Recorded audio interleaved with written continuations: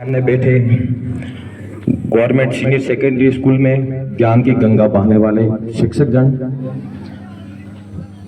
माता शक्ति के रूप में विराजमान माँ और बहनों, मेरे युवा साथियों और हिंदुस्तान के आने वाली कल का हूँ या मुस्तकबिल का हूँ तो अभी मुझे कोई अतिशयोक्ति नहीं होगी, क्योंकि किसी भी देश का भार हमेशा आने वाली पीढ़ी पर रहता है। तो ये जो आपके सामने प्यारे नन्हे मुन्ने बच्चे बैठे हैं, ये आने वाला हमारा मुस्तकबिल है। तो प्यारे बच्चों, जैसा कि मेरे से पूर्व वक्ताओं ने और प्यारे छोटे बच्चों ने 26 जनवरी जो हमारे देश का अहम प्रोग्राम है, जिसके बारे में आपके सामने बहुत ही सरल स्वभाव से, अच्छे स्वर से, निराले अंदाज से बयान किया, तो मैं ज्यादा नहीं चाहता हूं कि इसी बात को वापस आपके सामने दोहराऊं, पर मेरा मन ये भी गवारा नहीं करता कि आज का जो प्रोग्राम है हमारे मुल्क हिंदुस्तान की एक शान है, इसकी शान में मैं बोले बगैर बैठ जाऊं। तो आपसे माफी चाहूंगा, हो सकता है 2-4 मिनट आपके ज्यादा ले लूं। साथियों, हमारा मुल्क हिंदुस्तान पहले एक अंग्रेजी कीड़ों के गुलाम था, जो आप सब जानते हैं, और 15 अगस्त आजादी के दिवस पर इसके बारे में भी चर्चा होती है। तो इस प्रोग्राम में भी मैं एक अहम समझता हूं कि आजादी के बारे में चर्चा की जाए, क्योंकि आजादी की वजह से ये प्रोग्राम जो 26 जनवरी है, जो हमारा संविधान लागू हुआ है, ये दिन हमें नसीब हुआ। तो हमारा देश अंग्रेजी कीड़ों के गुलाम था। मैं अंग्रेजी कीड़े उन्हें क्यों कहता हूं? क्योंकि जिस तरह से एक कीड़ा अगर किसी वस्तु के अंदर घुस जाए या किसी अनाज के अंदर घुस जाए, वो अपनी कोशिश करता है हमेशा उसको खोखला करने की।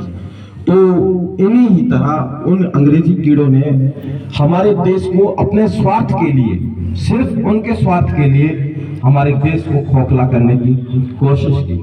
लेकिन उस वक्त के वीर सपूतों ने, क्रांतिकारियों ने ये ठान लिया था कि इन लोगों से हमें आजाद करवाना है। जो हमारे उस वक्त की जनता थी, गरीब थी, वो बहुत ही परेशान हो रही थी।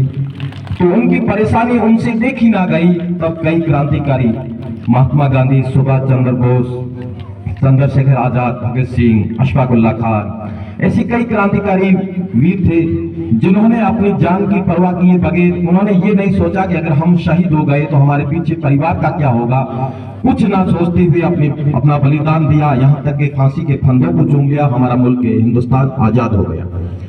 अब आप समझते हैं, जब अपने पास एक गाड़ी होती है तो उसको चलाने के लिए ड्राइवर की जरूरत होती है। तो इसी तरह हमारे उस वक्त स्वतंत्र देश को चलाने के लिए कानून की जरूरत पड़ी। तो मैं सलाम करूंगा इसके साथ साथ डॉक्टर भीमराव अंबेडकर जैसी शख्सियत को, जिनकी अध्यक्षता में, जिनकी देखरेख में हमारे मुल्क हिंदुस्तान का संविधान तैयार हुआ। और हमारा संविधान ऐसा तैयार किया उस वक्त के समझदारों ने कि जो उस वक्त आजाद देश भी थे और बड़े बड़े जो देश थे, वो भी मजबूर हो गए कि हमारे संविधान में से उन्होंने भी कई अंश लिए और अपने देश में भी लागू किया। तो हमें गर्व होता है। ऐसा है हमारा मुल्क हिंदुस्तान का संविधान। वैसे संविधान 26 नवंबर 1949 को तो बनकर के तैयार हो गया था, लगभग 2 वर्ष 11 माह और 18 दिन में। लेकिन 26 जनवरी 1950 को लागू क्यों किया? आप ही सोच रहे होंगे, मैंने भी ये सोचा था। लेकिन जब इसके बारे में अध्ययन किया तो हमें ये जानकारी मिली कि 26 जनवरी 1930 को पंडित जवाहरलाल जी नेहरू और भी कई क्रांतिकारियों के नेतृत्व में एक रावी नदी जो लाहौर में है शायद, वहां पर इन्होंने 26 जनवरी 1930 को स्वतंत्रता दिवस मना लिया था कि हम आज से स्वतंत्र है। तो हमेशा होता है कि अच्छा दिन होता है, उसको याद रखने के लिए लोग कुछ न कुछ यादगार बनाते हैं। तो हमारे उन वीरों ने भी चाहा, सपूतों ने चाहा कि 26 जनवरी को हम यादगार रखने के लिए हमारा भारतीय संविधान भी 26 जनवरी को ही लागू करेंगे। फिर उन्होंने हमारा संविधान 26 जनवरी 1950 को लागू हुआ। और आज हमारे मुल्क हिंदुस्तान के अंदर जो कुछ होता है सब कुछ संविधान के अनुरूप होता है, चाहे चुनाव हो या फिर जैसे अपने रोजाना जिंदगी जीने का जो समय है वो सब संविधान के अनुसार चलना पड़ता है। तो साथियों, मैं आपको एक बार पुनः आप सभी को धन्यवाद देना चाहता हूं।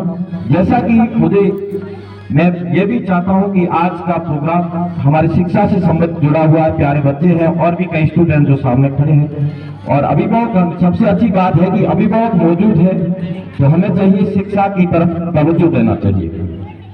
मैं कई बार देखता हूं, विशेष करके अभिभावकों से निवेदन करूंगा कि जब कोई अभिभावक हमारे पास में बैठे होते हैं, हम बाहर बैठे होते हैं, तो स्कूल के मास्टर का फोन आता है कि आपका बच्चा स्कूल आया नहीं, या फिर वो होमवर्क करता नहीं है, या लेट आता है, ऐसी परेशानी बयान करता है, तो अभिभावक उसको ध्यान नहीं देते हैं। जो हमारी बातें चल रही वापस बातें शुरू कर देते हैं। और एक दो बार मुझे पूछने का मौका भी मिला, क्या बोला, क्या बोल रहे थे, तो कुछ नहीं, वो मास्टर का फोन था, गए बाद में बात करेंगे। तो हमें ये नहीं चाहिए।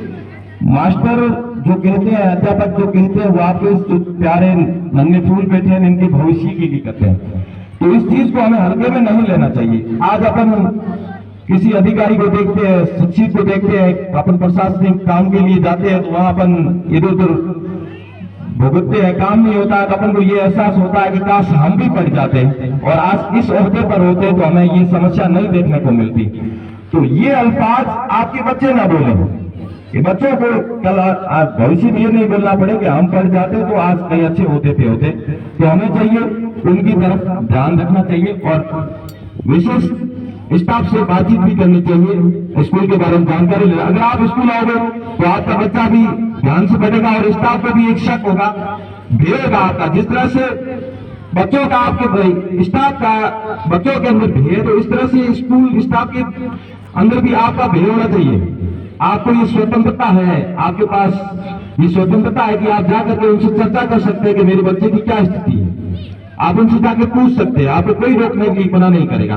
तो हमें उनसे विशेष जुड़ाव रखना चाहिए, तब जाकर के आपके बच्चे अच्छे ओहदे पे पहुंचेंगे। वैसे अभी पिछले साल शायद एक बच्ची का यहाँ से नवोदय में सिलेक्शन हुआ। मुझे भी इस बात की खुशी है क्योंकि मैं भी इस विद्यालय से जुड़ा हुआ हूँ। पिछले बार 2017 में फर्स्ट बार ही एक बच्चे का सिलेक्शन हुआ था नवोदय के अंदर। आप समझ लें नवोदय क्या होता है, लगभग आप समझते हैं। नवोदय के अंदर 5वीं के अंदर आपके बच्चे को यहाँ तैयारी करवाई जाती है स्टाफ के द्वारा। तो फिर वो बच्चा आपके बनियाना के अंदर परीक्षा होती है, उस परीक्षा में अगर बच्चा पास हो जाता है, जैसे रफीक पास हुआ है, रफीक खान, फिर उस बच्चे को नवोदय की जो सरकारी स्कूल होती है और उसके अंदर ऐसी फैसिलिटी होती है और ऐसे उसके अंदर पढ़ाने वाले सक्षम स्टाफ होते हैं कि आपको कहीं नहीं मिलेंगे। चाहे आप कहीं चले जाओ, वीआईपी सीवीआईपी प्राइवेट स्कूल देख लो, लेकिन जो नवोदय के अंदर जो आपके बच्चे को शिक्षा मिलेगी, जो संस्कार मिलेंगे, वो शायद मेरे हिसाब से आपको कहीं नहीं मिलते हैं। अगर जैसे देखा जाए तो अपने एक बच्चे को 6वीं से 12वीं तक पढ़ाने के लिए अपन 5 लाख रुपए लगा लें, लेकिन उस विद्यालय के अंदर एक बच्चे का खर्चा लगभग 8 से 10 लाख आता है। अब आप समझ लो 4-5 साल के अंदर अगर अपनी सरकार 8-10 लाख रुपए लगा रही है एक बच्चे पे, तो वो बच्चा कैसा होगा, उसकी स्थिति कैसी होगी। तो रफीक खान पहले नवोदय में सिलेक्शन हुआ और उसके अभिभावक भी यहाँ मौजूद होंगे। और पिछले साल में अंजलि का हुआ था, कोरोना था, लेकिन फिर भी स्टाफ ने कोरोना गाइडलाइन को मद्देनजर रखते हुए अंजलि बच्ची है जो यहाँ किसी कारणवश उसके अभिभावकों ने नहीं भेजा। और मैं तो उन अभिभावकों की सबसे बड़ी गलती कहूंगा, क्योंकि बच्चे की मेहनत से और स्टाफ की मेहनत से अगर बच्चे का नवोदय में सिलेक्शन होता है, अपन ये सोच के नहीं भेजते हैं कि अकेले नहीं भेजेंगे, तो अपनी सबसे बड़ी भूल है। और आज इनको इस भूल का एहसास नहीं होता है, लेकिन 5-10 साल में इस बच्चे को और अभिभावकों को एहसास होगा कि हमने सबसे बड़ी गलती कर दी, काश हम बच्चे को नवोदय में भेज देते। तो ये दूसरा बच्चा नवोदय में अंजलि करके सिलेक्टेड हुई थी। और इस साल भी मैं देख रहा हूँ गाजी सर जो आपके यहाँ मौजूद हैं और भी स्टाफ है जो नवोदय की तैयारी के लिए लगे रहते हैं, तो मैं भी जाता हूँ, उनसे चर्चा करता हूँ। मुझे उम्मीद है 1 या 2 बच्चे इस साल भी सिलेक्टेड हो जाएंगे।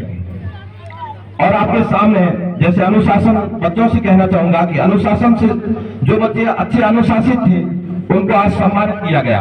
तो आप अगर अनुशासन में रहोगे, स्टेज पर रहोगे, आप सम्मानित होंगे, तो आपके माँ बाप के लिए इससे बड़ी कोई खुशी नहीं है, क्योंकि हमने इस खुशी को महसूस किया है कि जब अपना भाई या जब अपने परिवार का बच्चा, अपने गांव का बच्चा सक्सेस होता है तो उस परिवार को कितनी खुशी होती है। तो आप अनुशासन में रह करके अच्छी मेहनत से पढ़ाई करें कि आने वाले वक्त के अंदर आपके माँ बाप गर्व से कह सके कि ये मेरा बच्चा है। आपको वो मुकाम हासिल करना है। और इसके साथ अभी स्टाफ रूम को भी सम्मानित किया गया था। मुखराज जी सर है जो बहुत ही अनुभवी अच्छे चरित्र वाले स्टाफ है, जिनको यहाँ सम्मानित किया गया है। तो मैं उनको भी बधाई देना चाहता हूँ। इन स्टाफ को इसलिए सम्मानित किया गया है कि ये स्कूल के अंदर सर्वश्रेष्ठ सेवाएं देते हैं, बच्चों के साथ अच्छा लगाव, अभिभावकों के साथ अच्छा मिलनसार रखते हैं। इसलिए मुखराज जी को और दादी खान जी को भी सम्मानित किया गया है, जो नवोदय की तैयारी के लिए विशेष ध्यान देते हैं। और अकबर जी सर वो भी यहाँ मौजूद है, वो भी छोटे बच्चों के साथ अच्छे तरीके से पेश आते हैं। जब भी मुझे मौका मिलता है जाता हूँ, तो उनको भी मैं बधाई देना चाहता हूँ। और आने वाले वक्त के अंदर प्रोग्राम के अंदर मैं सभी स्टाफ से निवेदन करूंगा कि आप इस तरह से सेवाएं दें आईपीएस के अंदर कि आपका संचालक निर्देशक मजबूर हो जाए कि आपको भी इस मंच के माध्यम से सम्मानित करें। तो मैं आपको एक बार पुनः आपको बधाई देना चाहूंगा। और इस कार्यक्रम को आपने कोरोना गाइडलाइन की पालन करते हुए मनाया, सभी मास्क लगा करके आए, इसके लिए आप सभी का धन्यवाद।